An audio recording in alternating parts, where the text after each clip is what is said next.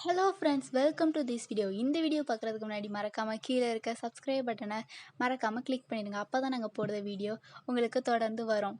சரி, வாங்க வீடியோக்குள்ளே போகலாம். இந்த வீடியோவில் நம்ம 50-50 பிஸ்கட்டையும் மேரிகோல்டு பிஸ்கட்டையும் வச்சு எப்படி சோஃபா செட் பண்ணுறதுன்னு பார்க்க போகிறோம்.